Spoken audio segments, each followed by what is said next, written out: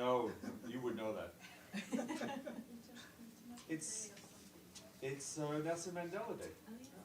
And in his message for the day, the Secretary General reminds us that Nelson Mandela was a leader of immense achievement and extraordinary humanity. And as we commemorate his life and legacy, the Secretary General calls on all of us to take action to build a better world. Good way to start the briefing. Excuse me, hold on 2 seconds.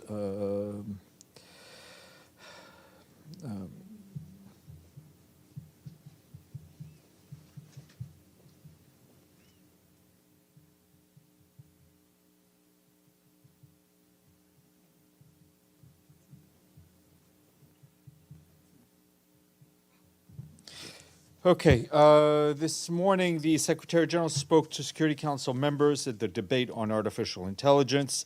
He said he was both shocked and impressed by the generative AI, adding they will clearly have an impact on everyday area of our lives, including the 3 pillars of the work of the United Nations.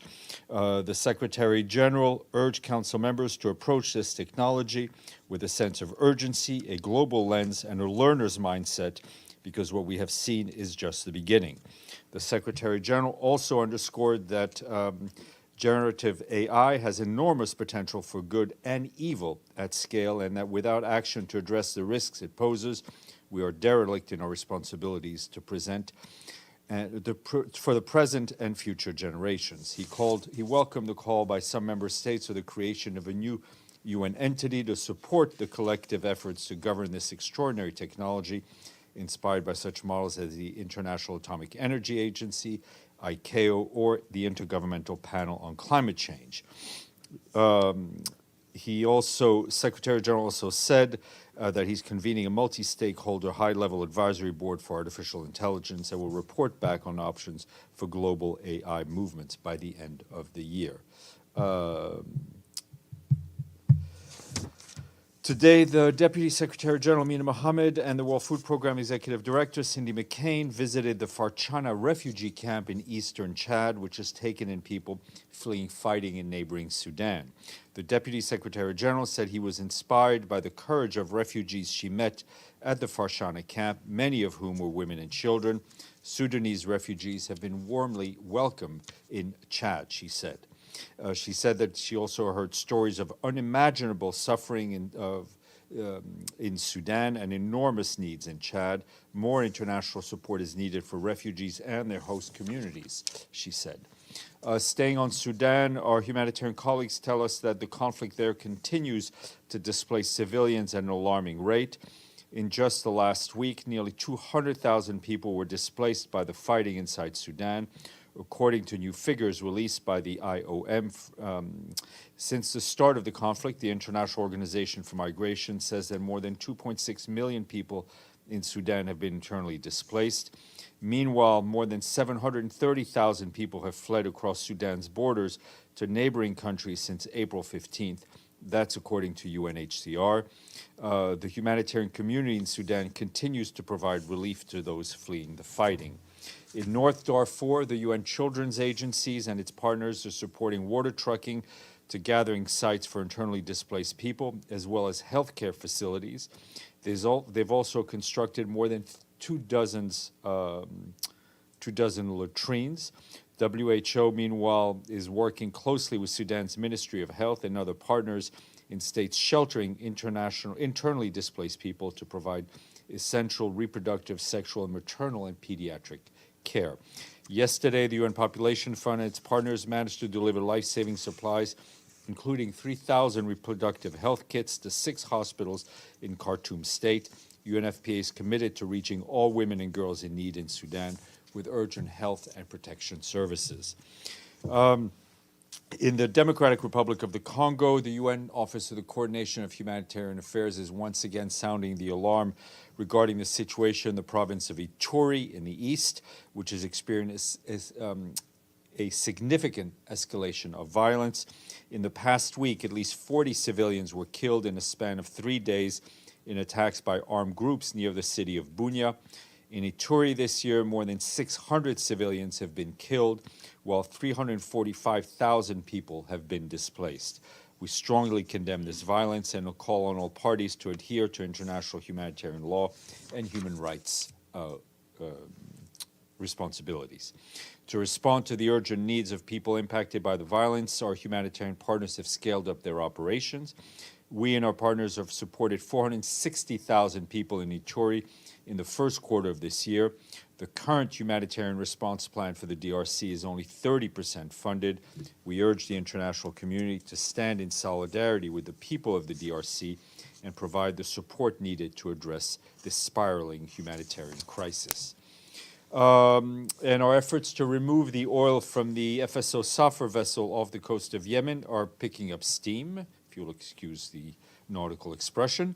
We can confirm that the Nautica, which is now known as the Yemen, which is a replacement vessel to which the million of oil barrels in the decaying tanker will be transferred, is only 3 kilometers from the Safer. The Nautica is making final preparations to moor next to the Safer, with ship-to-ship transfer of oil expected at the end of the week. Another vessel, the Endeavour, is already alongside to help with the transfer, and we hope to have Akim Steiner and David Gressley brief you soon on that.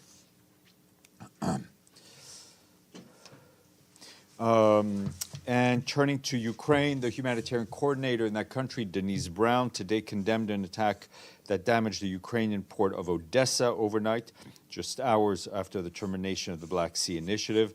Ms. Brown said that civilian infrastructure, which is key for food security globally, appears to have been targeted, reminding that civilians and civilian infrastructure are protected under international humanitarian law.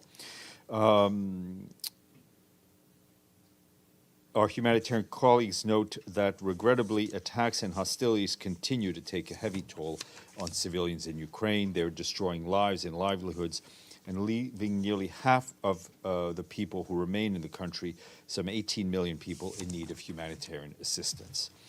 And our team in Trinidad and Tobago has welcomed the government's decision to include refugee and migrant children in the national school system at the primary school level in the new academic year. According to UNHCR, there are now more than 4,000 children between the ages of 5 and 17 among asylum seekers and refugees registered in the country.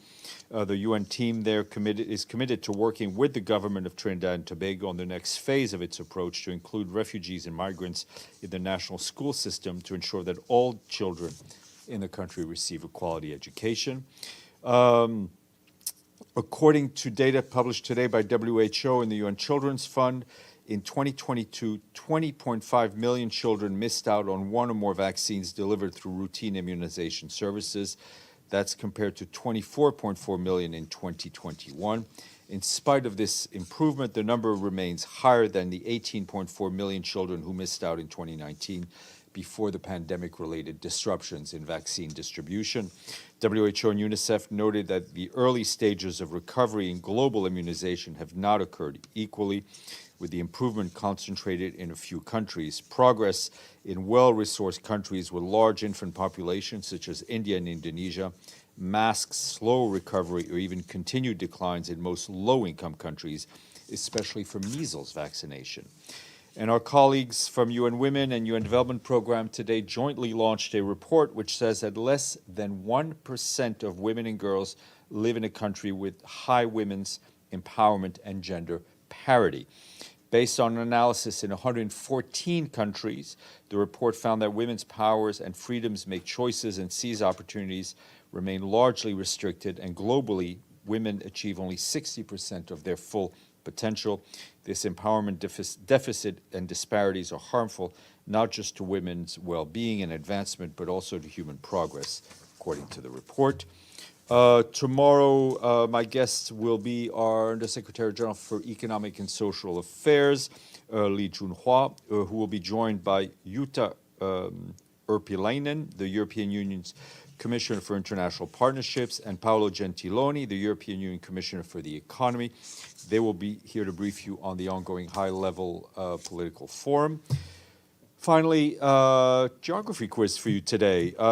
The meaning of the Arabic word for this country means deep-rooted, well-watered, and fertile, but unfortunately the country is facing an extreme drought and water scarcity due to climate change. As a result, last year archaeologists had the unique chance to study the ancient city of Zachiku, which had been submerged in water but was recently exposed because of the drought. It's a Bronze Age city which dates back to the Mitanni Empire. It has since been covered by water again. Iraq. I think Jane Gaffney just won a prize because none of you answered. James. So back to the grain deal. First, what's the Secretary General's reaction to the fact that Russians bombed the port facilities that were being used in Odessa for the grain deal? Well, I think he echoes the sentiments expressed by Denise Brown. We have and will continue to condemn any and all attacks on civilian infrastructure. Now, he had a meeting with Foreign Minister Kuleba yesterday, and I believe he then had a phone call with President Zelensky. They seem to suggest there might be a way of the UN and Turkey and Ukraine running some sort of grain operation, either using the existing routes or some other routes, without Russia being involved. And apparently, according to Minister Kuleba, the Secretary General said he'd look into all the feasibility of this. Does the Secretary General think this is a viable option? Look, the Secretary General will continue to explore all possible avenues to ensure that Ukrainian grain, Russian grain, and Russian fertilizer are out into the global market. That is a determination of his. There are a number of ideas being floated. I think also questions need to be asked of ship operators and others. I mean, it's been very clear in the letter sent to us by the Russian Federation that they've removed the safety security guarantees for the Black Sea grain corridor. So those issues were brought up in the phone call and in the conversation. Could you expand on the ideas that are being floated? You mentioned. No, I think you should ask the Ukrainians to expand on them and the Turkish. Edith Lederer. There's a lot of AP here in the room today. Thank you, Steph. As a follow-up to what James said, are there any new contacts between either the Secretary General or Rebecca Greenspan with Russian counterparts in not in the last 24 hours. I mean, I spoke to Rebecca Greenspan earlier today. She is determined to continue her work on, as the Secretary General is, to see how we just can get these goods out to market, and that is for the public good, for the global good. We know the positive impact it has when Ukrainian grain and Russian grain and Russian fertilizer are out to market. So she is continuing her efforts, and the Secretary General will continue as well. Can you also give us an update on any discussions going on about the Bab al-Hawa crossing? On Bab al-Hawa, I note we're continuing discussions with all interested parties, and that includes the government of Syria. We can expect some movement, I think, later this week at the two other crossings until we resolve the issue of Bab al-Hawa.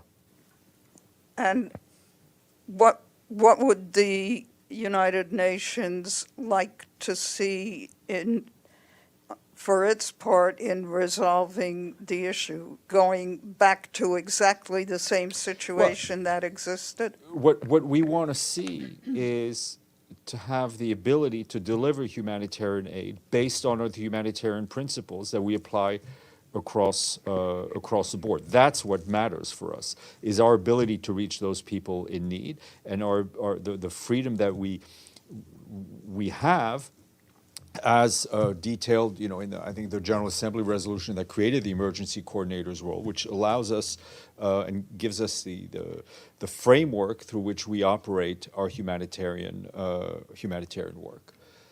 Mr. Klein, and then Ms. Fasulo.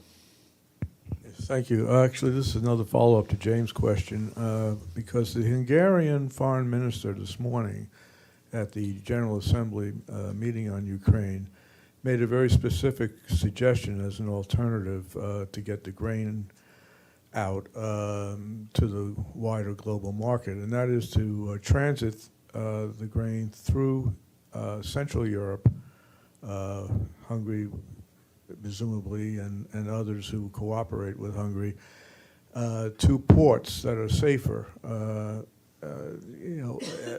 and then he did stipulate that if this were going to be undertaken, that the grain should be primarily going to countries in the Middle East and Africa. Is this one of the alternatives that the Secretary General may be considering, or has he had any discussions about this? The Black Sea Initiative was the Secretary General helping, along with Turkey, create a framework through which commercial transactions could happen. We did not control the destination of the ships. These were commercial contracts. We've been extremely transparent as to where these ships and the grain and went to.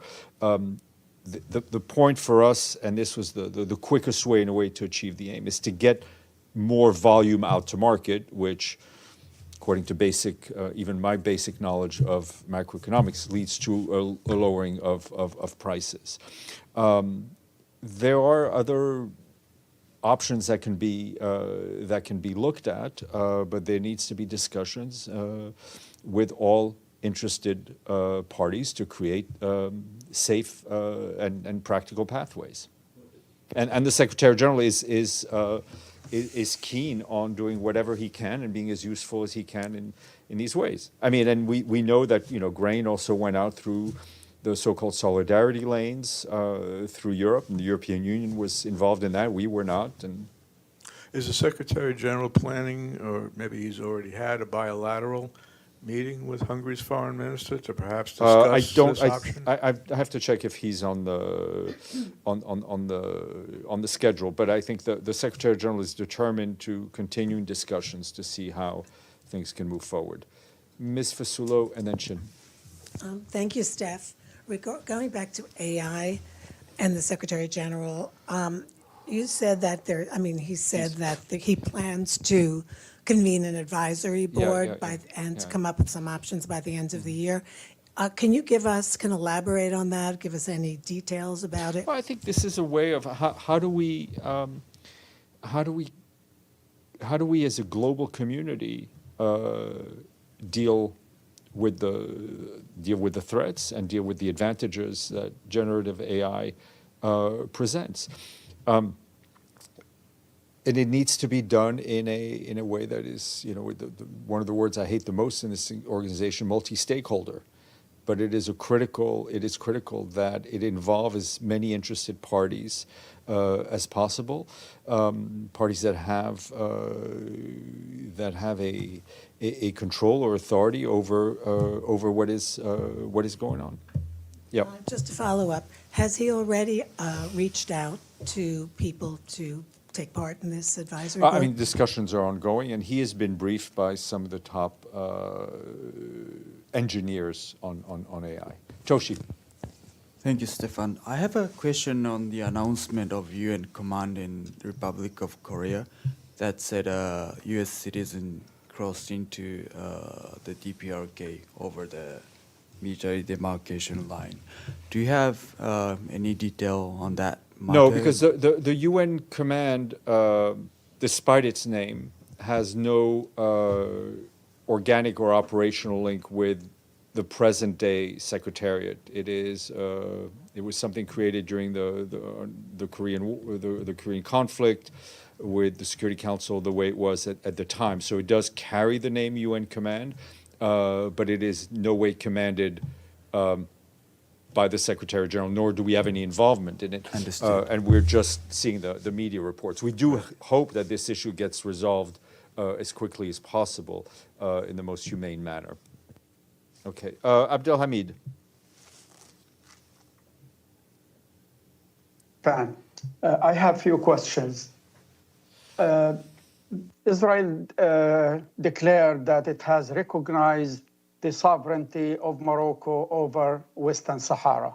Do you have any statement from the SG or from Mr. de Mistura on this development? No, our position on the Western Sahara issue remains unchanged. My second question is about a family who lives in Jerusalem, that family called Sab Laban. It has been evicted from their homes in Jerusalem last Tuesday. So it's a week past, and I didn't see any statement from the special peace coordinator or from the UN. Do you have any language on that? I mean, I would encourage you to get in touch with the special coordinator's office. Obviously, we have spoken out against these types of evictions and expulsions. Ms. Nichols. Go ahead. Please go ahead, Abdelhamid. The number of arrests of political activists in the West Bank by the Palestinian Authority had multiplied in the last few days since the Jenin encounter. Is the UN aware of these arrests? We are aware, and we're, as always, concerned by arrests of people who are arrested for speaking out or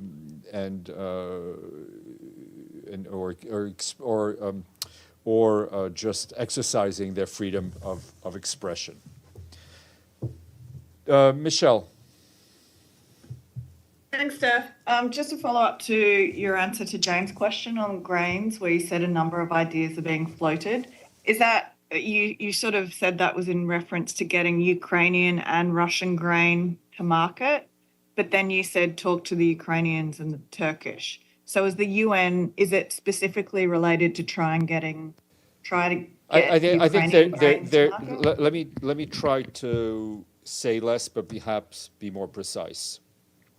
The Secretary General and his team are committed to continue to do whatever they can to resume the flow, to get Ukrainian grain, Ukrainian food products, Russian grain, Russian fertilizer out to market. We have seen the reports, and I think we've heard from a number of member states, as you have, about different ideas that are being talked about.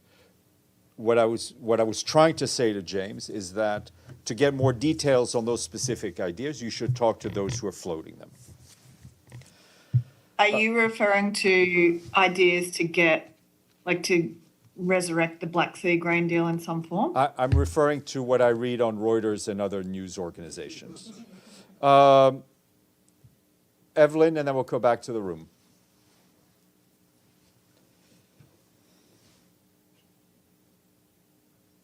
Okay, James, and then... Okay, the statement you read out by OCHA on Sudan, 200,000 people displaced in a week. Just wanted to know, given the numbers already, how much of a difficulty is it for the UN trying to help these people, reach them? Are there aid and resources available for all of these people? It's very difficult, and our colleagues who are on the ground, our local partners, are spending way too much time trying to negotiate their way through checkpoints, front lines, armed men, when we should be able to spend all of our time trying to get aid to those who need it as quickly as possible. And then a follow-up, if I can, on AI. Secretary General's speech in the Security Council, very interesting today, and talked about the speed and scope of AI and how it's going to affect us all. And it just seems there's a mismatch between the speed of AI and the speed of global governance. I mean, the Secretary General is talking about setting up a panel later this year. He's talking about a good place to discuss this will be the summit of the future in 14 months. We just have to look at climate negotiations. I mean, the international community can't get anything done fast at all. I mean, one would be foolish to disagree with you, James. Science and technology move very quickly. The wheels of and the cogs of diplomacy, of international governance, especially when you are talking about multi-stakeholders, which involves civil society, technology, and private sector, does not move as quickly as we would like it to be. The Secretary General is deliberate in trying to move things as quickly as possible. Deji. Ukrainian President Zelensky said that he has sent official letters to the President of Turkey as well as Secretary General of the United Nations on that possible trilateral format of the Black Sea Initiative. Have you got any chance to see the letter? Would there be any differences from the current ones? Yes, I've seen the letter. I would ask you to ask questions of those who've written the letter as opposed to whom the letter is addressed. Because I just want to ensure this. Russia, Kremlin, they have been very clear. They said that if some agreements are to be formalized without Russia, then these risks should be taken into account. The Black Sea is what it is, right? It has the countries that it has along its shores. I think everybody needs to be cognizant of that. There are ideas that have been floated. Again, I think I would encourage you to ask those who are floating the ideas. So does the UN, yesterday we heard the SG about the disappointment and regret on the termination of this initiative, but does the UN share the thoughts with some of the member states that Russia has weaponized hunger? I'm not going to go any further than I think the very direct words that my boss expressed to you yesterday. Mr. Bays. sorry, just to follow up, Deji was just talking about letters. Yeah. You were informed yesterday, and you said the only information you had Yeah. on this was the JCC termination note that you got from Russia. Yeah. Did you then receive? There did were the two Secretary notes that General- I've seen. One was a note from the Russian delegates to the IMO because it had to do with navigational safety, and one to the JCC. I will ask, and frankly, I forgot to check if there was another letter. I just wondered if there was I any more understand. written Yeah, explanation from Russia rather than a very terse note to the JCC. All right. Polina Kubiak, your time has come. Thank you.